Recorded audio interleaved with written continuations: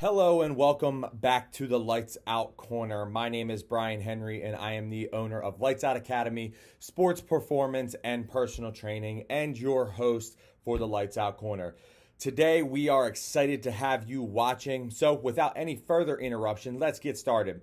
We are talking about carbs, proteins, and fats for athletic performance today, and we are super excited to talk about this topic. So why are carbs important for athletes? Well, honestly, they're the best fuel source to provide power for your working muscles, okay? Carbs are one of the most important nutrients needed in an athlete's diet simply because they're vital to help reach peak performance during physical activity because they provide one of two things, right? Or both at the same time. Energy, all right? Because carbs are the main source of energy for our brains and bodies to function properly, all right? And when carbs are eaten, they are eventually digested and broken down into smaller sugar molecules called glucose, okay?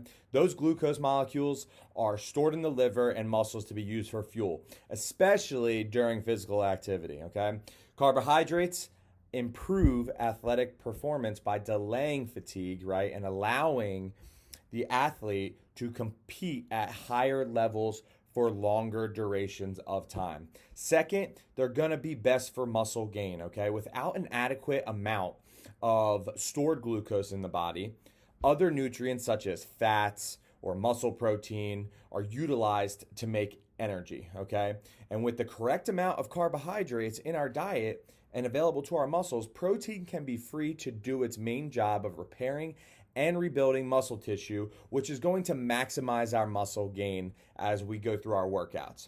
But how do carbs work to help you perform your best? All right, that's a great question there. So, as exercise increases, muscle glycogen, where we store carbohydrates, so that's the process of storing carbohydrates, becomes used up, which causes a higher need for carbohydrates in our diet. So for children and teens involved in high intensity athletic activities, eating the right amount of carbs before, during, and after an event is very important. So often teenage boys are fooled into thinking low carb and high protein diets will help them gain sufficient muscle mass.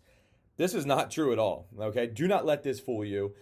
Do not believe this myth when you're going about, you're fueling your diet for your athletic performance, all right? A diet low in carbs will not only decrease muscle potential, but it will also worsen overall athletic performance, which I think is huge to understand. So don't be fooled by having a low carb diet because you want that physique, right? Or that aesthetic look, all right? That's not the way to go about it. But a big question is, what foods contain a significant source of carbohydrates? Okay, there's a lot of questions out there in terms of what foods are good for me to eat and what should I be eating on a regular basis. So let me kind of clear this up. In terms of carbohydrates, we kind of break it down into four different little categories, right? Grains, all right? Whole grains are best for us, like corn tortillas, whole wheat pasta, and whole wheat bread, quinoa, brown rice, beans, whole oats, or 100% whole grain cereal. So make sure you're reading the labels on things. Next, we have fruits, fresh or frozen or canned in its own juices is best for you, okay?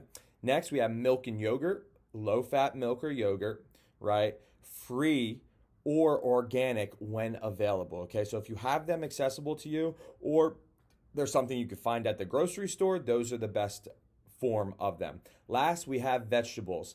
And even though they have a small amount of carbohydrates, they're important for your diet. So we always want to have a plethora of these things going forward, okay? So in terms of carbohydrates, right, we said we had three different categories: carbohydrates, proteins, and fats. So next, let's look at proteins. And if there's one nutrient that's most strongly linked to athletic performance, you guessed it, it is protein, okay? Now, there are many myths and bro science regarding protein requirements, and that it's easy to be misled and confused by all the information out there. So let's clear this up, all right? And this is further complicating the issue, right? Supplement companies aggressively target athletes with marketing about the need for protein, okay? And honestly, I mean, anybody would do that because that's why they're in the business. They're in the business to sell their product. Now, we're not saying that supplements are bad because they're not. We prescribe, our RX there, our prescription for athletes is that you need supplements in your diet to achieve optimal and peak athletic performance. But ultimately, right, there are three major macronutrients, all right, carbs and fat, which our bodies mainly use as fuel, and protein, which we primarily use for growth and repair. Okay? Proteins are longer or long chains of amino acids joined together by peptide bonds, right? That's a little science for you there. Don't get too hung up on it. All right. Some of these amino acids, however, cannot be produced by the body, which is important to understand. And that's where the whole supplement concept comes in. So we need to get them from our diet. Okay.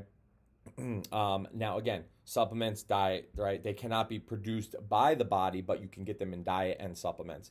These are called essential amino acids, and that's a huge term. And there are 9 essential amino acids when we're talking about them. 6 of them are termed conditionally essential, okay? This is while the body can produce these from other nutrients, the ability can be significantly reduced during periods of stress to produce these 6 amino acids, okay? Finally, there are 5 amino acids which the body can produce itself. These are called dispensable amino acids, okay? So the body can produce them by itself over time. So whenever we eat protein in whole forms, such as food and protein powder, we are consuming a mix of these amino acids. And inside the essential amino acids, there is a subgroup called branch chain amino acids, or BCAAs. Okay, that's a huge term for athletes and individuals just training overall. All right, which are aggressively marketed by nutrition companies. Okay, and again, nutrition companies have a job to do. They have a business, things like that. But BCAAs are very essential to your athletic performance or just kind of your overall healthy lifestyle. And ideally, about 35% of our protein should be in the form of BCAAs. So you can see why it's pretty important to have it in your diet, right, or supplement it if you're not getting it regularly. Now, protein has several roles in the human body, many of which are important to athletes and is abundant and are abundant, should I say, in our bodies. Structural proteins, right, are found in muscle and skin, and functional proteins such as enzymes, growth factors, and parts of the immune system, okay? So, for example, when we exercise, we cause damage to our muscles, right? We tell you that all the time. All right, I tell all my athletes in the gym all the time that when we're exercising, we're technically breaking down our muscles, right? And then we're trying to rebuild them after. So, as our muscles are largely comprised of proteins, we need to repair and replace the damaged proteins. This can also lead to hypertrophy or muscle growth, all right? Hypertrophy is muscle growth. And in addition, amino acids also play a role in a variety of different metabolic pathways, such as support of our immune function, and they can also be used as energy. But the biggest question with proteins is how much protein do athletes need? Okay, athletes undoubtedly have higher protein requirements than sedentary individuals, okay, because they're burning at a higher rate.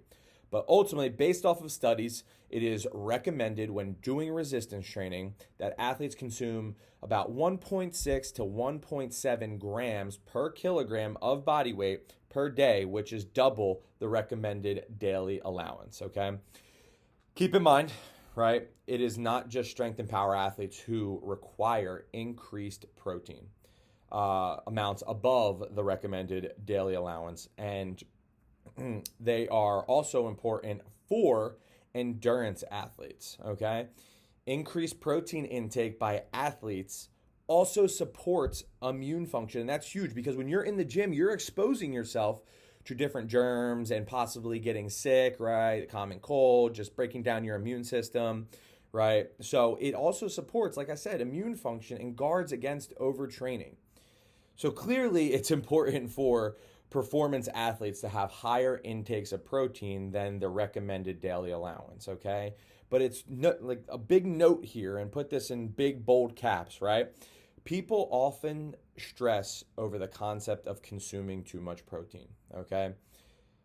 Now, consuming too much protein is a very, very hard thing to do, okay? If you're making up your diet strictly of protein and protein supplements, yeah, pump the brakes there real quick and let's come back to reality because that's not what you should be doing. A balanced diet is recommended by all means, okay?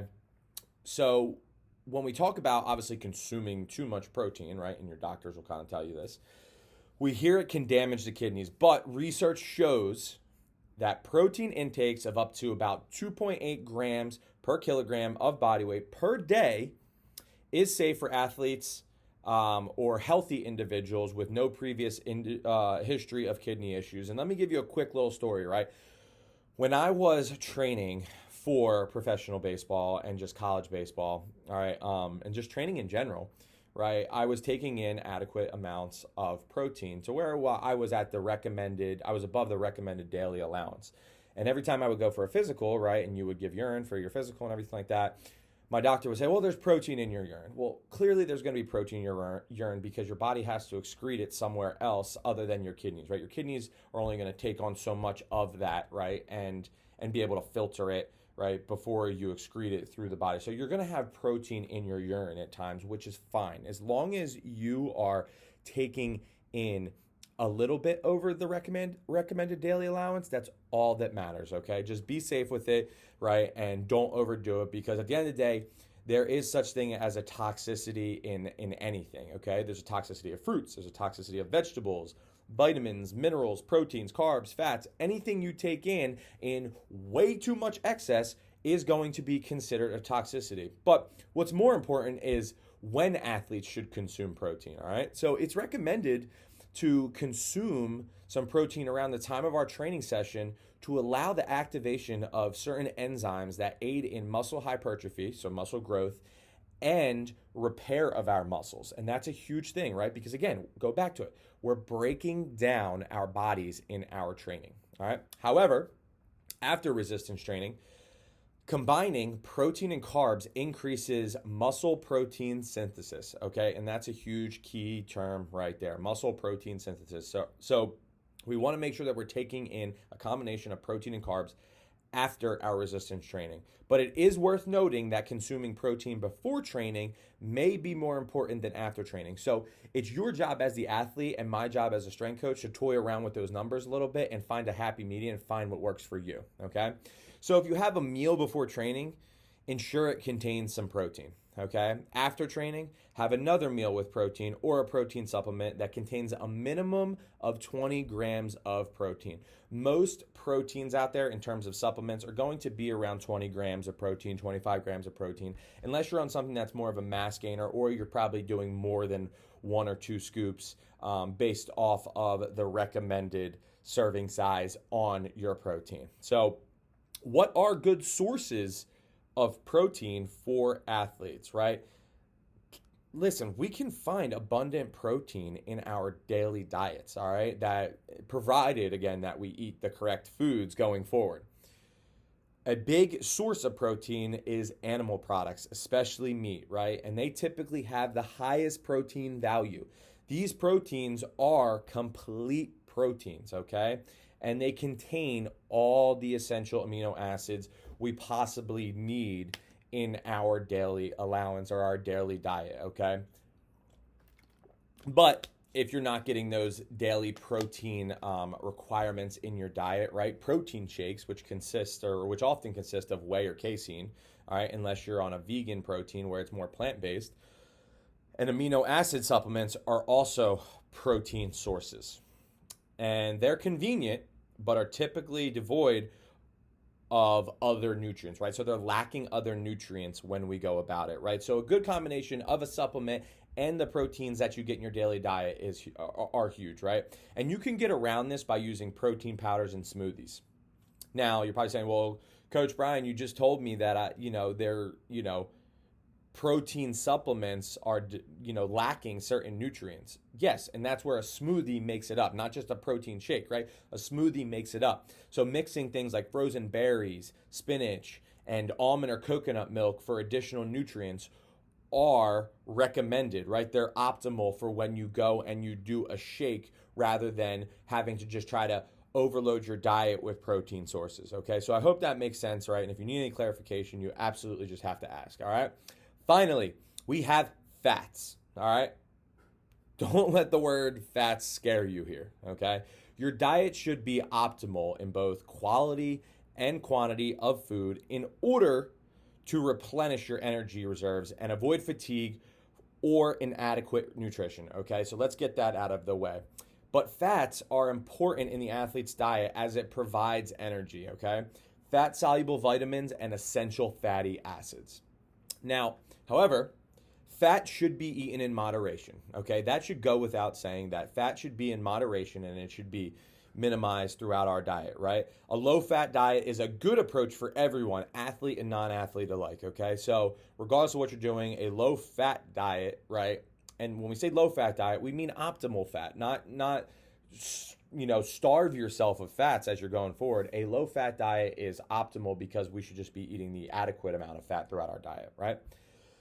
Fats, however, obviously contain, more calories per gram. It's 9 calories per gram. Which are about 5 more than carbohydrates, okay? But let's let's be honest here with fats, right? They make food taste better. But be aware, right, of the no fat labeled foods because the chances are that they are loaded with sugar, right? And there's always underlying things that companies aren't required to put on their labels, all right, when they label things certain ways, like no fat, okay? So that means usually there's a higher amount of things in there that you really don't want, right? In reality, let's be honest, fats play a crucial role in our health. Joint structure, right?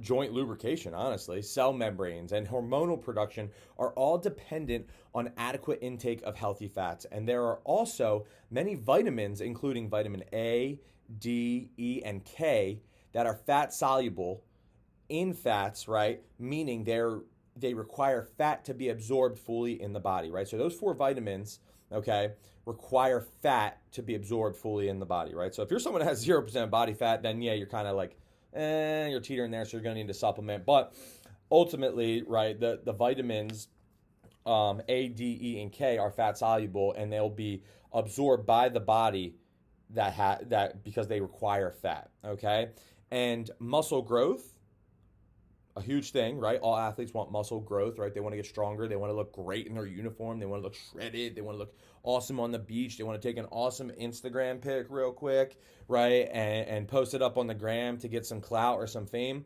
okay? Muscle growth is dependent on a fat-based steroid hormone, all right? So if adequate intake of fat is not met, you will not build as much muscle as possible. You will be leaving some things on the table, okay?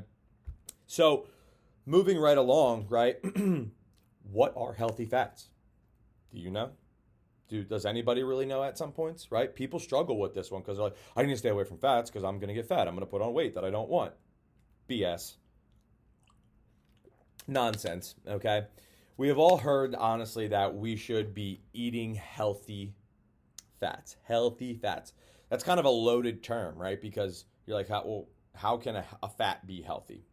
But like I said, what does that actually mean? All right. Choose good fats such as these there's 3, right? Polyunsaturated fats, monounsaturated fats, and omega-3 and 6 fatty acids, all right? Which are found in things such as fish, nuts, seeds, canola, and olive oils, and lastly, avocados, all right?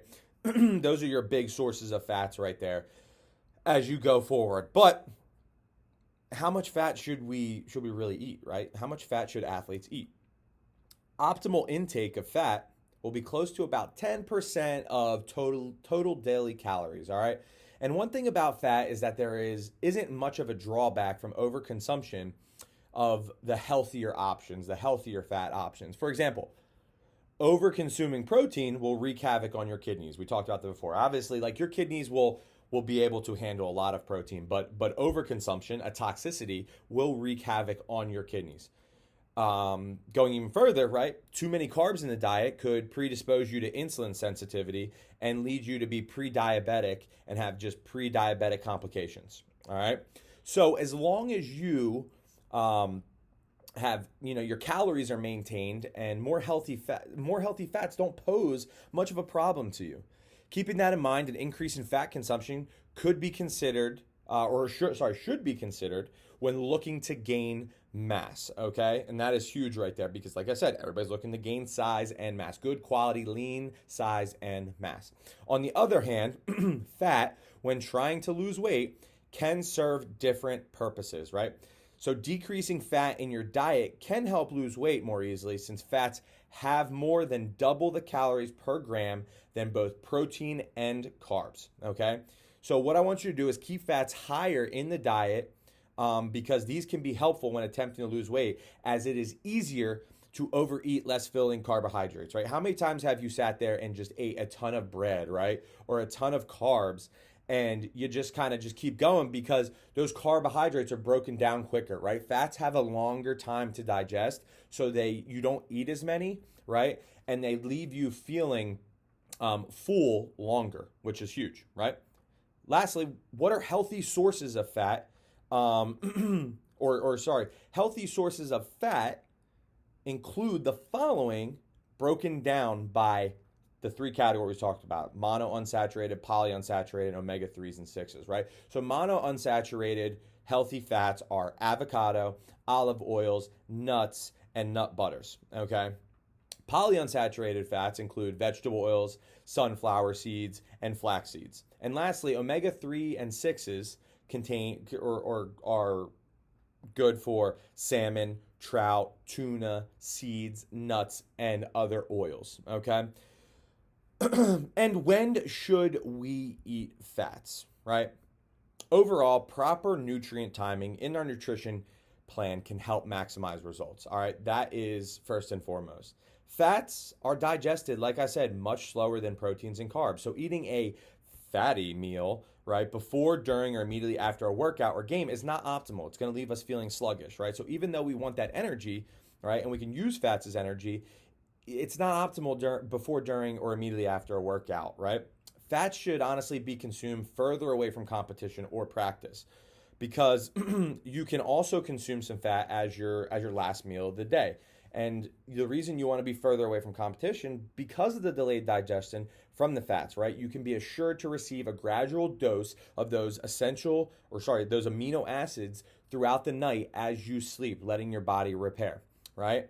But in fact, just to add on our points from before, carbs should be eaten closer to physical activity because of the fast absorption, right? They can be used immediately as energy. That's why you see more carbs before competition, right? Or after competition, in between games, because you're going to be able to use that as energy immediately, right?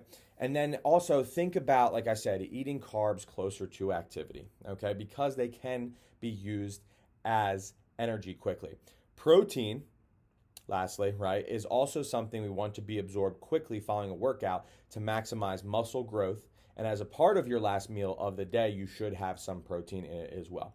So that is all we have today for the Lights Out Corner, talking about proteins, carbs, and fats, our nutrition breakdown for our video blog here. Stay tuned for our blogs next week. We have some special guests, right, and another great topic for you. If you have any questions, right, you can feel free to reach out to us on Instagram at Lights Out Academy. You can go find us on Facebook and shoot us a message, Lights Out Academy. Reach out to us on Twitter or follow us there at LO Academy, right? Or shoot me an email at brian@lightsoutacademy.com, and I will be sure to get back to you as soon as possible. Stay safe, take care of each other, and we will see you on the next video.